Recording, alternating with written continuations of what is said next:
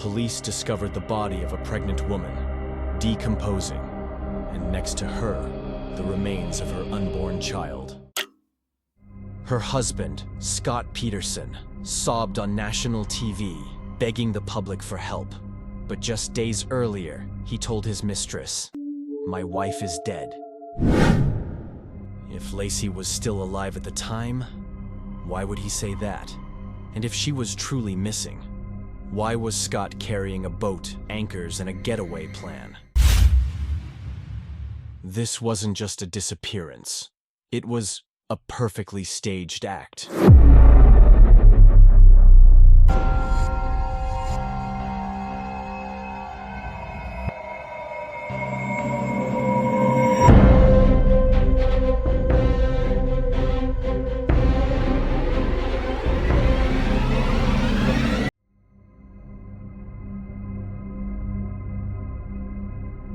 Lacey Peterson, 27 years old, was 8 months pregnant with her first son. She lived in Modesto, California, a peaceful town where everyone knew and trusted each other. She was sweet, always smiling, and counting the days to becoming a mother. On the morning of December 24th, 2002, Lacey went out for a walk with her dog, like she always did. Around noon, the dog came back home, alone. No Lacey, no trace. The family started to panic. That night, Scott Peterson, her husband, called the police. Just a day later, he was crying on national television. If anyone sees her, help bring her home. Everyone believed he was a heartbroken husband, but no one knew it was just the beginning of a horrifying twist.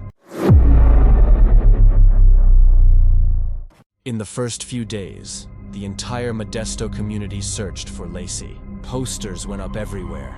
Neighbors shared her photo. Police searched every corner of the city. But then, small details started to make people think twice. Scott, her husband, claimed he wasn't home that day. He had gone fishing at the Berkeley Marina, over 90 miles away. Fishing on Christmas morning? While his wife was 8 months pregnant and preparing for a family dinner? Even more strange was what police found when checking Scott's parking ticket at the marina. He had kept his parking stub, a seemingly normal act, but oddly calculated, almost like he wanted clear proof that he was there. When questioned, Scott repeated the same answers, word for word. Cold, robotic, emotionless. And then there was one more thing. On the day Lacey went missing, Scott had deleted all the messages from his phone, including messages from a woman named Amber. Police quickly tracked down the name Amber Frey, the woman Scott tried to erase from his phone. Amber was a massage therapist living in Fresno, over 2 hours away from Modesto. She and Scott met through a mutual friend, just 1 month before Lacey went missing. From the beginning, Scott told Amber that he was single. But then, one day, while watching TV, Amber saw a familiar face appear on the news. It was Scott, crying, begging the public to help find his missing pregnant wife.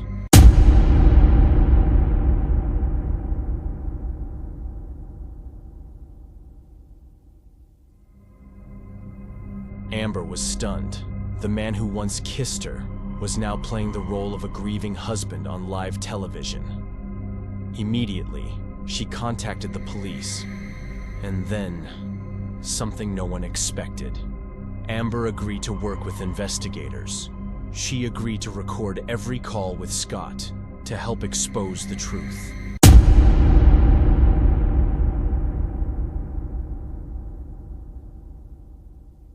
In one of the calls, just days after his wife disappeared, Scott told Amber, "Lacey is gone, and this is My first Christmas without her.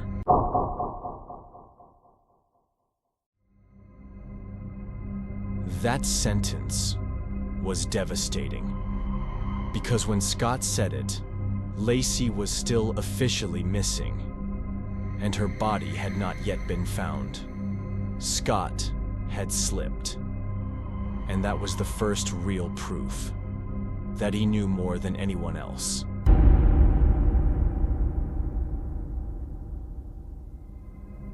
Four months went by, no trace, no body, no solid evidence.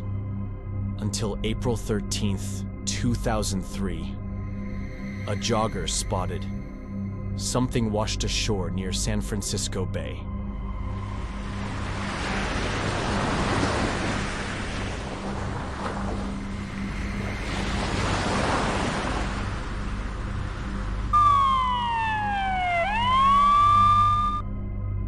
It was a badly decomposed body, missing the head, arms, and legs. And a day later, a second body appeared. A fetus, umbilical cord still attached.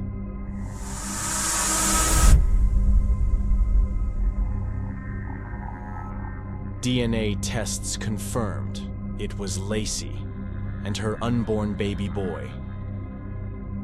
Scott Peterson, the man who once cried on TV, was now the prime suspect in his wife's murder. And just days later, he was arrested while trying to flee. In his car, police found $15,000 in cash, a passport, sleeping pills, knives, rope, and a map of Mexico. A perfect husband, a future father, a heartbroken man on live TV. Now, a killer, a traitor to his family and to an entire nation.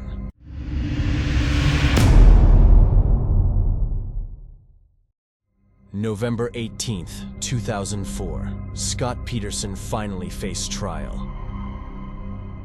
The entire nation watched every minute. Live coverage, media everywhere. Protesters lined the streets outside the courthouse. Prosecutors presented a chain of evidence that no one saw coming.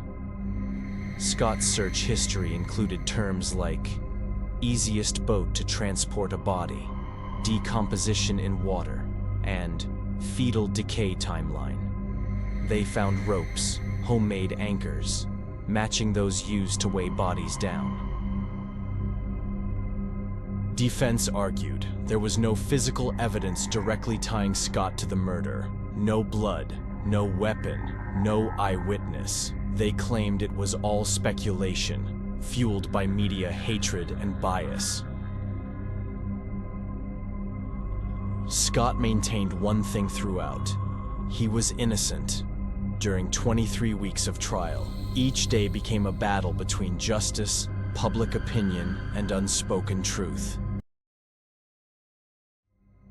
On November 12th, 2004, the jury reached a verdict.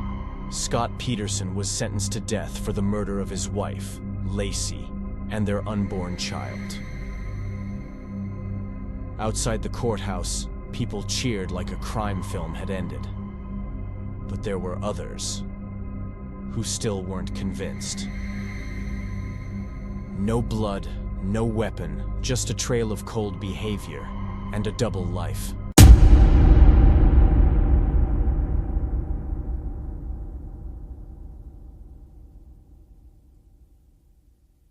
Scott Peterson is now serving life in prison after his death sentence was overturned in 2020.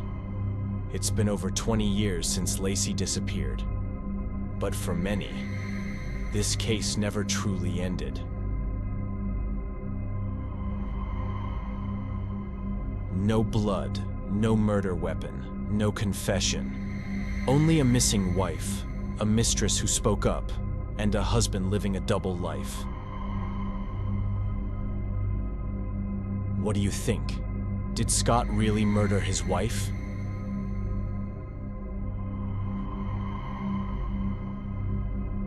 Or was there something we were never told?